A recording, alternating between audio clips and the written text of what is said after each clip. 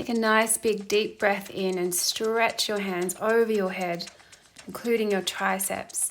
And on the press, back up, dive yourself forward into your roll down. Really looking to curl the middle body. The chin feels like it's falling into the neck and the neck into the chest and the chest into the belly. Getting lots of mobility at the top of the session. Tricep stretch, pull the sword out of your back, dive forward into your roll down, being kind to the knees, well connected to the floor through the feet. And let's hold here, little bounce through the knees before you turn the feet to like a second position Pilates stance and drop into your first squat on the balls of your feet, up to a plie, down, up. Stretch the hamstrings and ready yourself for standing on the balls of your feet. So toe stands for as long as you can here. And we're doing our very best not to drop the heels. So ears are reaching for the sky, tail is slightly tucked, ribs and hips are stacked, and it's all about length. Really feeling every single metatarsal, every single toe, helping the full expanse of the ball of the feet as you breathe in and drop the spine down into the hips. Inhale and then exhale. Breath in nice and deep. Really send the air everywhere as you breathe in. Oh, and exhale, scoop the belly, press the floor away, heels are staying up. I have found a focal point in the tree here as I work out in the sun, and it's really helping me to hold my middle body. I am a bigger framed girl, and I think this is lovely proof that you can still find gorgeous balance work despite feeling in middle age and being medium-sized or above. That balance is a challenge, so give it a go. Trust your body, trust your knees as you have that lovely tip of the torso in to the backside, reaching out behind you and coming low, almost thinking I'm going to sit on a kindergarten level chair, and feel the hips hug around the thigh bones and picking up the tail as you scoop the belly and get tall. So do as many as you can. And then let's move to the floor. Small downward dog to transition into lying on your back, finding a neutral spine. I always really am a little bit sanctimonious about finding positioning and really feeling into what my breath and my body are doing as I move. So here I'm feeling for neutral spine, lining up my ribs and my hips, feeling my feet underneath my knees, and pushing my arms down. So starting to breathe in, and then I exhale up to my bridge, pressing my feet down, and starting to articulate the spine, particularly tail up first, and then kind of lowering down the pubic bone first, with the last vertebrae being the base of my skull. So exhale up, press the feet down, and here let's cup the backside. We're going into quite a strong bridge move here with the single leg pointed to the sky, tapping the floor, and exhale, lift. So my right and left hip are doing their level best to stay level, and that foot on the floor is pressed down like the torso and the foot are working to maintain the torso exactly as it would be if I had two legs on the floor. So my nose and my sternum and my belly button are reaching out over what I imagine to be two knees. And this tray I've set up with my hands will do on the other side as well. So wiggle into position, and we'll exhale, come up into the bridge, find our hands giving a tray for the glutes. As you pick up now this right leg, really lengthen it to the sky. Inhale, there's still good length on it as you look to tap the floor. There's a nice stretch in the hip here, but we're looking to have that pelvis not deviate down to the right or to the left. There's deep centering going on. Breathe in and down, and exhale, lift. Both glutes have a sense of upliftedness, and the torso as well as a nice bridging across the shoulders and a relaxed neck. Exhale, lift, inhale, lower. And yeah, keep squeezing that bum and getting high, really plugged into an imaginary other knee, and then drop it down. Inhale at the top and exhale. A gentle release of bringing the knees into the chest will stretch the hips from behind and help us to expand into a rolling like a ball. So the tips of the scapulars and then tapping the toes is the point of rocking, and that will only transition us into hundreds. So breathing in, exhale, turn the bottom two ribs down, reach the chest and eyes up and over the knees, start to pump the arms, breathing in and out, and in and out. You can have your feet in Pilates stance if you like, or out nice and straight. It actually hurts my lower back to have Pilates stance, but deep flexion of the spine, relaxed neck, legs are really stretching out as the belly button draws down to the floor, breathing to the backs and sides of the ribs. Remembering to pump the arms because that's what cycles the blood around to the heart and makes this ultra special. Breathing in, 2, 3, 4, 5, and out, 2, 3, 4, 5. It is an exercise in middle body endurance. Coming out of there, let's stay in this middle body and go into a crisscross. I don't think this is a classical Pilates crisscross. It is Pilates adjacent. So opposite rib turns up and over to the opposite hip, but hips stay in neutral. So it's an upturning of the opposite rib, and an exhale, leg reaches out of that stable pelvis. Breath in. The progression would be keeping your shoulders off the ground the entire time, and we're still really wanting to have the two hip bones, right and left, sort of falling in toward each other. So lengthen the legs up to the ceiling and curl the bottom two ribs down. As you reach yourself up the leg to start pull and pause moment, each time you really lift that rib cage up the ankle. You're scooping the belly button down to the spine, deep C shape, and breathe in and out. Breathe in and out. Lengthening one leg up to the sky and one leg out.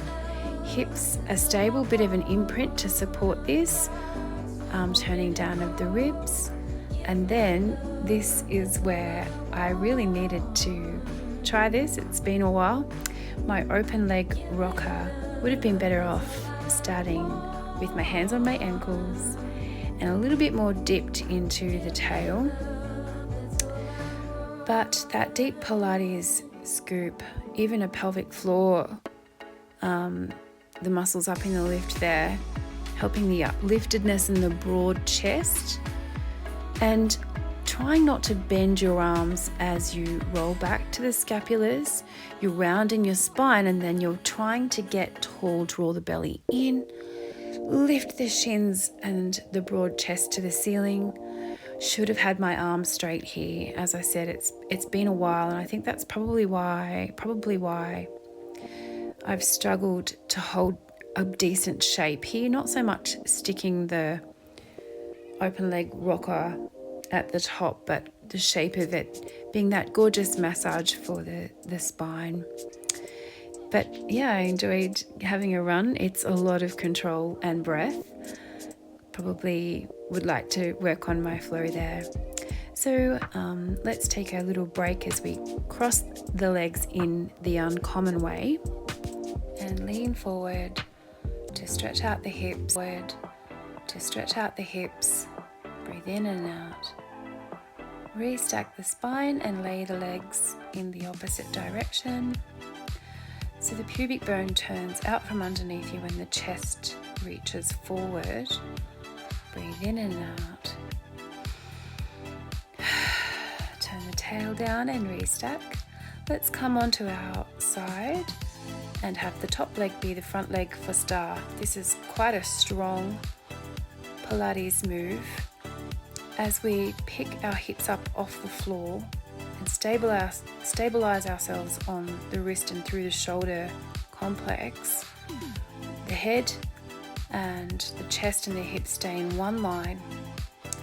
And this underfoot, the outside border of the foot, is your base through the feet, and upliftedness through the arm on the floor is the base on the shoulders. So lengthening the legs out, tail slightly tucked, belly scooping, arm at the top really reaching. Create as much length as you can for as long as you can, and breathe and relax but feel really strong. And then we'll go into a well-aligned mermaid. I tend to have a bit of a grab in my back if I don't move gently here, but I really like to bring the legs in a little bit closer, stack the hips right and left well, and then come into the resting mermaid also, and then switch out the side. So collecting the legs around to the other side, right and left hip. Feel a sense of evenness, and then the chest over the hips. So head, back of the ribs and the pelvis, one straight line, feel length. And then we want to feel that everything's working for us before we side flexion that spine.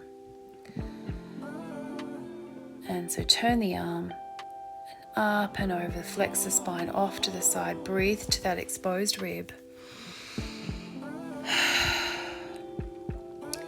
Doing your best to scoop the belly, but also not cut off your air, and come into the resting mermaid. Really reach the hand up to restack the spine so you don't get caught there and swing yourself out, hurting yourself. And then we'll set ourselves up on the mat for star on this side. Splayed fingers underneath the shoulders.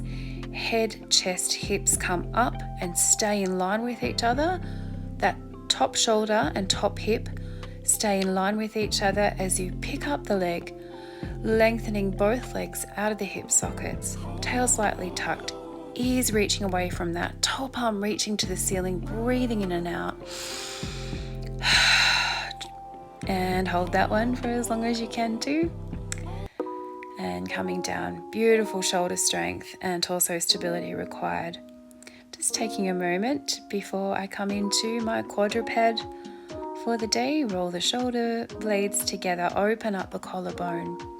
Again, feel the wrists supported before we go in to, I kind of would call this a reverse dead bug, but it is working the glute and the lower back and the core.